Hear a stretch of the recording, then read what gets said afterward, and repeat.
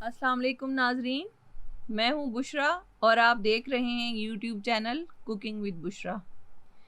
आज हम बनाने जा रहे हैं ईद स्पेशल रेसिपी में क्रीमी फ्रूट कस्टर्ड, जो बहुत ही अच्छा और बहुत ही मज़े का बनता है और बहुत जल्दी बन जाता है। आपने कस्टर्ड तो बहुत खाए होंगे, लेकिन आप मेरी रेसिपी से क्रीमी फ्रूट कस्टर्ड बना के देखें, यकीनन आपको पसंद आएगा। चलें आए इंग्रेडिएंट नोट करते हैं। कस्टर्ड हमें चाहिए 4 टेबलस्पून। क्रीम हमें चाहिए टेट्रा पैक ऑलपर या आप नेस्ले की किसी भी ब्रांड की ले सकते हैं। फ्रूट कॉकटेल चाहिए हमें मीडियम साइज़ का टिन। आम हमें चाहिए 1 अदद क्यूब्स में कटा हुआ। चीनी हमें चाहिए 10 टेबलस्पून। चेरी हमें चाहिए फॉर गार्निशिंग।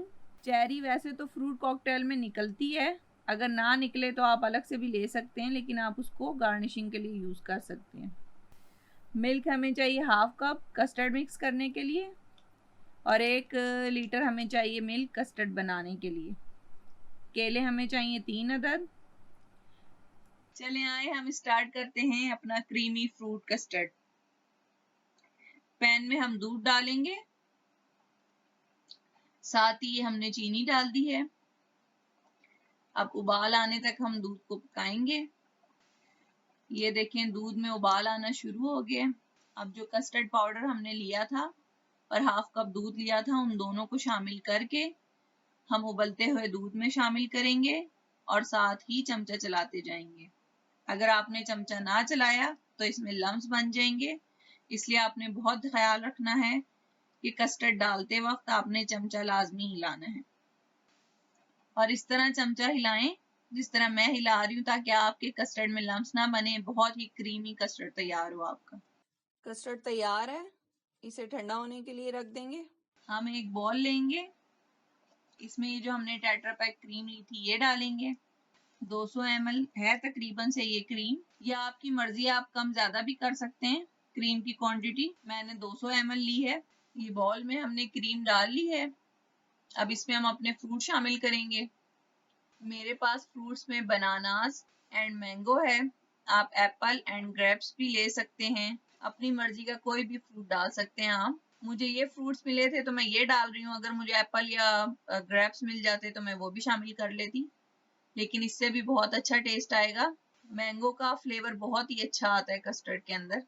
ये देखें हमने डाल लिए हैं सारे फ्रूट्स क्रीम के अंदर। अब हम इसे मिक्स करेंगे। ये देखें फ्रूट मिक्स हो गए क्रीम में अच्छी तरह। अब हम अपना कस्टर्ड देखते हैं। हमारा कस्टर्ड देखें ठंडा हो गया। चलें अब कस्टर्ड में फ्रूट शामिल करते हैं और अच्छी तरह इन्हें मिक्स करते हैं।